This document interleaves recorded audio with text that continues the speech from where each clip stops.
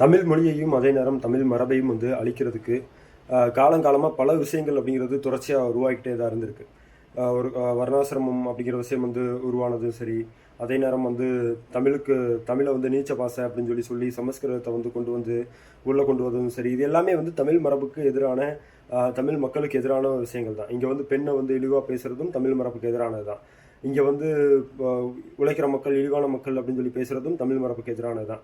அப்படி பார்த்தீங்க அப்படின்னா தமிழ் மரபுக்கு எதிரான பல விஷயங்கள் வந்து இந்த மண்ணில், அதுவும் குறிப்பாக தமிழ்நாட்டு மண்ணிலே வந்து உருவாகிருக்கு. அதுவும் வந்து ரொம்ப காலமாக அது வந்து இருக்குது அப்படிங்கிறது உண்மை கூட.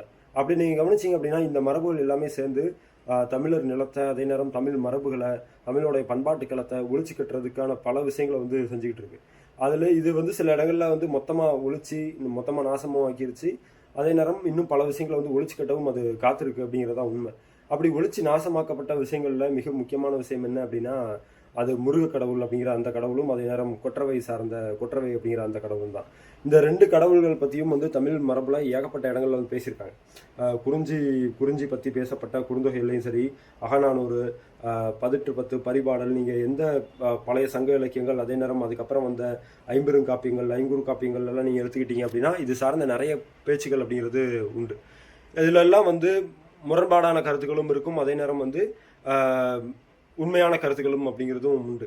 இதை பற்றி நீங்கள் தெரிஞ்சுக்கணும் அப்படின்னா, அதாவது முருக வழிபாடு அப்படிங்கிறதும், அதே நேரம் கொற்றவை சார்ந்த அந்த வழிபாடு அப்படிங்கிறதும் எப்படி வந்து பார்ப்பனியத்தால் வந்து வீழ்த்தப்பட்டு ஒழிச்சு கட்டப்பட்டு எப்படி வந்து மாற்றப்பட்டிருக்கு அப்படிங்கிறதுக்கு நீங்கள் வந்து தோழர் அறிவுமதி அவர்கள் எழுதின அந்த தமிழ் முருகன் அப்படிங்கிற அந்த புக்கை வந்து படித்து பாருங்கள். அதில் வந்து முருகப்பெருமான் பற்றி தான் முழுசாக இருக்கும் அப்படின்னாலும் கூட அதில் வந்து கொற்றவை பற்றின ஒரு செய்தியெலாம் வரும். கொற்றவை தான் வந்து முருகனுடைய அம்மா அப்படிங்கிற மாதிரி ஒரு குறிப்பை வச்சு ஒரு ஒரு விஷயம் வரும். ஆனால் கொற்றவைக்கு இப்போ வந்து நம்ம பெரிதளவில் எங்கேயாவது கோயில் இருக்கா அப்படின்னு சொல்லி பார்த்தா இல்லை.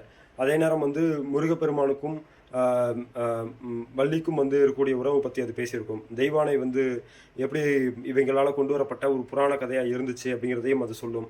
அதே நேரம் முருகன் அப்படிங்கிற நபர் வந்து தமிழ் மன்னன்.